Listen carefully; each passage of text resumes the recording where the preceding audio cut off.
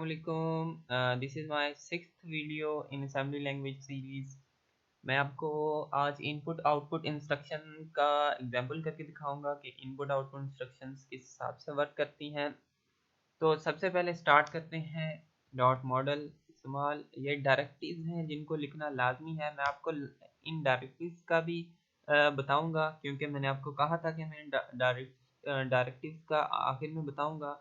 तो मैं आपको लाजमी बताऊंगा कि ये डायरेक्टिव्स क्या होती हैं और ये हम क्यों यूज़ करते हैं बेसिकली। इनका मैं आपको ज़रूर बताऊंगा। तो जब भी हम कोडिंग करते हैं तो हम कोड सेक्शन में करते हैं, और डेटा सेक्शन में हम जो वेरिएबल्स बनाते हैं वो डेटा सेक्शन में बनाते हैं। ठीक है, तो मैं यहाँ पे कोडिंग करता हूँ कि मूव AH01 और इंट 21H। ओके, ये किस चीज़ की इंस्ट्रक्शन थी? मैंने आपको बताया था कि ये एक इनपुट लेने की इंस्ट्रक्शन है। मैं यहाँ लिख लेता हूँ इनपुट करेक्टर। ओके, ये शॉर्ट में लिख दिया मैंने इनपुट करेक्टर। ओके, मैं इम्यूलेट करता हूँ, देखें। ओके, सिंगल स्टेप मूव एक AH में 01 मूव होगा तो एक सर्विस रूटीन कॉल होगी, और इन 20H जिससे हमारा CPU इंटरप्ट होगा। और ये देखें इंटरप्ट हो गया, और यहाँ पे हम एक इनपुट दे सकते हैं। मैं सपोज मैंने R इनपुट दे दिया। ठीक है, ओके। सो ये इनपुट देने के लिए इंस्ट्रक्शन थी। ओके, मैं अब इसको देता हूँ मिटा। ओके, मैंने मिटा दिया। ठीक है, मिटा दिया। ओके, इंटू 20H को लिखा दिया। मैं मूव करता हूँ, मूव DL के अंदर क्या हो रहा है, DL के अंदर मूव कर देता हूँ मैं ये वाली सैम्बल। ओके, ये सैम्बल मैंने DL के अंदर मूव करवा दी। अब मैं कॉल करवाता हूँ इसको, सर्विस रूटीन को मूव AH के अंदर क्या मूव हो जाए 02 और इन 20H। ये क्या है, हमारी प्रिंटिंग की इंस्ट्रक्शन है। राइट, आइए हम प्रोग्राम को इम्यूलेट करके देखते हैं कि क्या ये एंड की सैम्बल शो हो रही है स्क्रीन पे कि नहीं।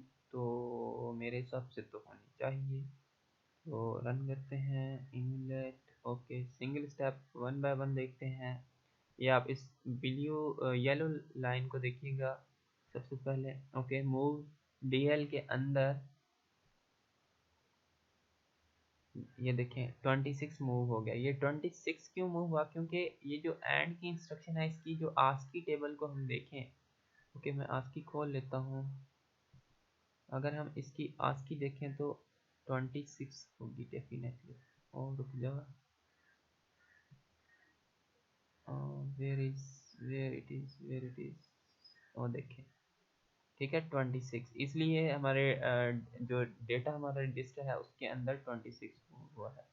राइट, ओके, इधर गया। फिर हम करते हैं इसको सिंगल स्टेप करते हैं।